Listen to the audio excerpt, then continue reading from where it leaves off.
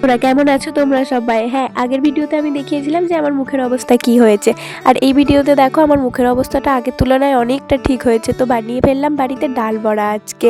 আমার ইচ্ছা হলো যে আজকে আমি ডাল বড়া খাবো। রাস্তার ধার থেকে তো আমরা অনেকেই অনেক সময় ডাল বড়া কিনে খেয়েছি, ওটাকে কি বলে আমি ঠিক জানি না, আমি তো ডাল বড়াই বলে থাকি। আজকে বাড়িতে ডাল বড়া বানানোটার উদ্দেশ্য হচ্ছে যে বাড়ির লোককে খাওয়ানোর জন্য।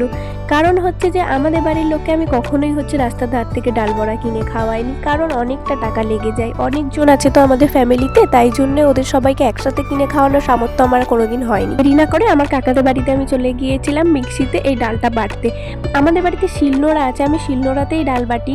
আর এই সময় আমি শিলনোড়াতে ডাল বাটছি না, কারণ হচ্ছে আমি বেশিক্ষণ ডালটা ভিজিয়ে রাখতে পারিনি। আমি জাস্ট আধা ঘন্টা ডালটা ভিজিয়ে রেখেছি, তারপরে দিয়েই আমি ডালটা বাটতে চলে গিয়েছিলাম। বেশিক্ষণ ডালটা না ভেজানোর কারণে ডালটা ভালোভাবে ভেজে নিত, শিলনোড়াতে বাটতে অনেক অসুবিধা হচ্ছিল। সেই কারণেই আমি মিক্সিতে বাটতে চলে গিয়েছিলাম, যাতে একটু তাড়াতাড়ি হয় আর আমার একটু কষ্টটা কম হয়। এরপরেই আমি ডালটা ভালোভাবে মিক্স করে নিচ্ছি, নুন দিয়ে দিচ্ছি। আমি এর মধ্যে শুধু দিয়েছি নুন, আর ডালটা বাটার সময় আমি দিয়েছিলাম কাঁচা লঙ্কা আর আদা।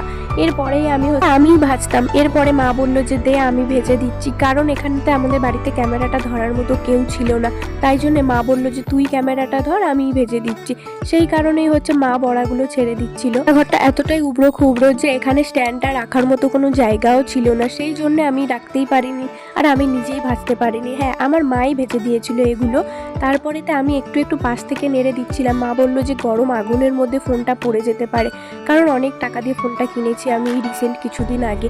সেই কারণে মা বলল যে দে ছাড়, আমিই ভেজে দিচ্ছি, তুই ক্যামেরাটা ধর। পড়ার সাথে খাওয়ার জন্য আমি একটুকুনি ধনে পাতা, আদা, কাঁচা লঙ্কা, তার সাথে দিয়েছিলাম একটু জিরে দিয়ে আমি একটা চাটনি বানিয়ে নিয়েছিলাম। হ্যাঁ মানছি একটু পুড়ে গেছিলো বড়াগুলো, রাস্তার ধারের মতো খুব একটা সুন্দর না হলেও আমার মায়ের হাতের বড়া যতটা সুন্দর হয় তার থেকেও আরও বেশি সুন্দর হয়েছিল আজকে খেতে।